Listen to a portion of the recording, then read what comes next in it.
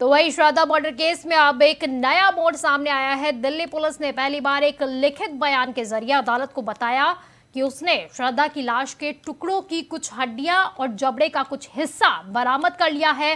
तो पुलिस ने अदालत को यह भी बताया कि आफताब के घर से एक नोटबुक भी बरामद हुई है। उस नोटबुक में आफताब न सिर्फ लाश के टुकड़ों का हिसाब रखा करता था, बल्कि यह भी लिखता था कि उसने लाश के किस टुकड़ों को कहां फेंका है। तो जिससे ये लग रहा है कि दिल्ली पुलिस को सबूत मिल गए हैं। तो अदालत में जज के सामने आफताब ने अपने आरोप को कबूल भी कर लिया है। कहा कि गुस्से में हो गया था कत्ल। वो नोटबुक में लिखता था कि लाश के टुकड़ों का हिसाब, तो नक्शा बनाकर वो लाश के टुकड़ों को फेंकता था। आपको ये भी बता दें कि नवंबर 2020 में श्रद्धा ने आफताब के खिलाफ मुंबई में शिकायत भी दर्ज कराई थी, जिसमें उसने आफताब से अपनी जान को खतरा बताया था। तो तब पुलिस को श्रद्धा ने बताया था कि आफताब उसे टुकड़े टुकड़े करने की धमकी भी देता है।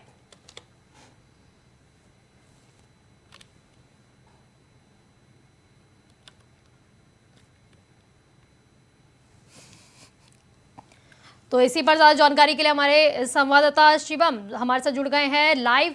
शिवम, क्योंकि एक के बाद एक सबूत जुटाने की कोशिश की जा रही है, लेकिन अब सबसे बड़ा सबूत ये नोटबुक है। क्या कुछ इसमें पुलिस को मिला है? देखिए, बिल्कुल बबीता, हर रोज जिस तरह से श्रद्धा मर्डर केस की शिनाख्त तस्दीक जांच पुलिस कर रही है, हर रोज नए नए खुलासे हो रहे हैं और आरोपी आफताब के फ्लैट से एक नई नोटबुक मिली है। उसमें उसने जिक्र किया है कि कहां कहां उसने श्रद्धा के जो शव के टुकड़े किए थे उन टुकड़ों को ठिकाने लगाया है।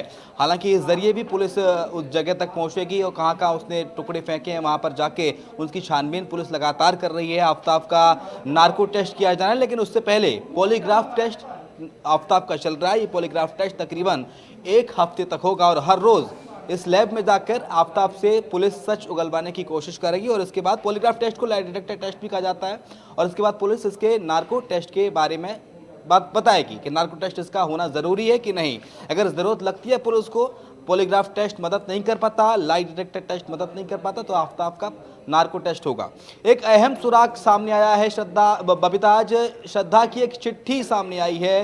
तकरीबन 2 साल पहले 23 नवंबर साल 2020 की ये चिट्ठी है, यानी कि आज ही के दिन श्रद्धा वाकर ने मुंबई के पालघर थाने में जाके शिकायत दर्ज कराई थी और उसमें कहा गया था कि आफताब उसे परेशान कर रहा है।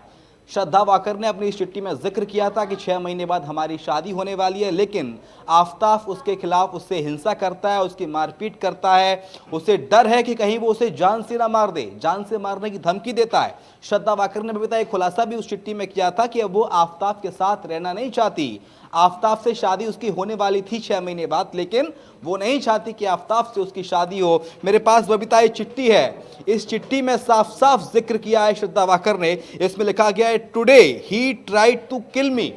आज उसने मुझे मारने की कोशिश की। श्रद्धा वाकर ने बबीता इसमें यह भी लिखा है कि he will cut me up in pieces and throw away. वो मुझे टुकड़ों में काट देगा और बाहर फेंक देगा। यानी कि जो हत्याकांड आज से 6 महीने पहले दिल्ली में हुआ, उसकी आशंका श्रद्धा वाकर को पहले से थी और इस चिट्ठी पे अब सियासत शुरू हो गई है। महाराष्ट्र के डिप्टी सीएम देवेंद्र फडणवीस ने साफ तौर से कह दिया है कि जब इस पूरे मामला पुलिस के संज्ञान में आया तो उस पर कार्रवाई क्यों नहीं हुई। हालांकि अब शिंदे सरकार है, डिप्टी सीएम है देवेंद्र फडणवीस, लेकिन जब 2 साल पहले यानी कि आज के दिन 23 नवंबर 2020 को जब ये चिट्ठी मुंबई के पालघर थाने में दी गई थी, तो उस वक्त उद्धव सरकार थी।